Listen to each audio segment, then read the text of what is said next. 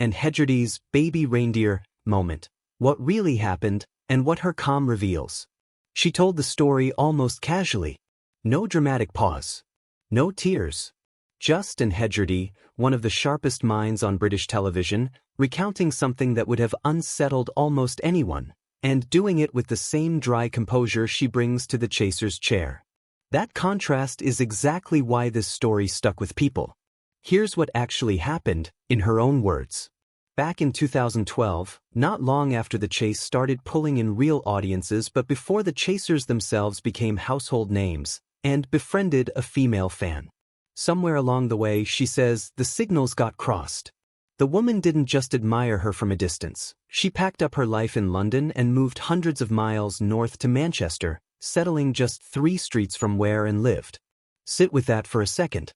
3 streets away. Not a chance encounter, not a coincidence. A deliberate relocation, built entirely around proximity to someone she barely knew.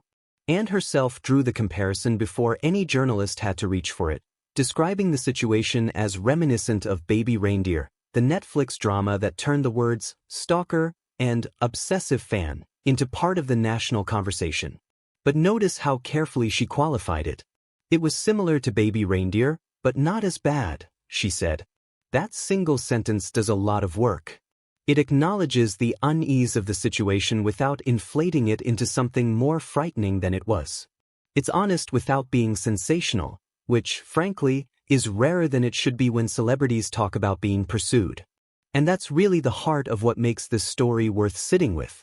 And didn't come out swinging with accusations. She didn't paint the woman as a villain. Instead, she described someone who, in her words, struggled with boundaries, someone she'd been trying to be nice to, whose attention simply became too much. People can overstep, she said, especially if you're not used to having to set boundaries. That's not the language of outrage. That's the language of someone who's had time, distance, and maybe a bit of hard-won wisdom to process what happened to her. What might surprise viewers most is how the story ends. And says she gradually distanced herself, careful not to cause unnecessary hurt, and the woman eventually got the message. No restraining order. No dramatic confrontation. Just a slow, deliberate pulling back, and remarkably, the two remain connected on Facebook to this day. Think about that for a moment. Most portrayals of fan obsession in the media end in fear, in police involvement, in someone looking over their shoulder for years afterward. This one ended in something closer to an uneasy, quietly maintained peace.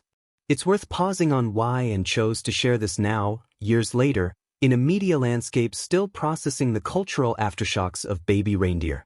Whether it was the show's popularity that prompted her to reflect publicly, or simply a natural moment in a wider conversation about fame and boundaries, we can't say for certain.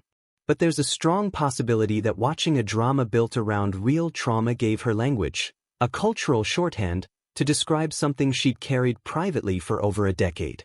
There's also something quietly important in how she framed her own vulnerability, and has spoken openly in the past about her Asperger's diagnosis and the particular challenges that can come with reading social situations and enforcing boundaries.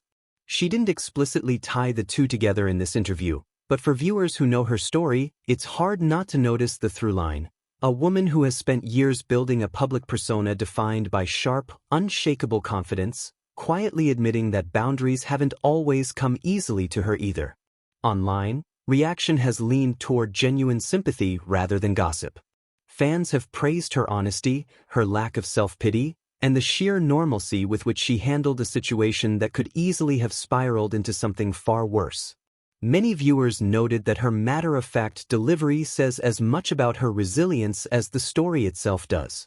There's a particular kind of respect that comes from watching someone describe something frightening without asking for pity, just understanding. It's also a timely reminder, delivered without a hint of melodrama, of something we don't talk about enough. Fame doesn't just invite admiration, it sometimes invites a kind of confusion about closeness that ordinary friendships don't have to navigate. And Story isn't a cautionary tale about a monster at the door.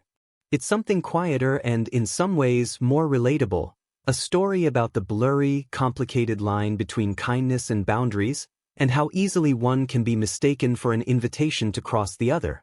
Maybe that's what stays with people longest. Not the shock of 3 streets away, but the calm, almost forgiving way and chose to tell it. What did you make of how she handled it? Would you have reacted the same way, or do you think her composure says more about her than she's letting on?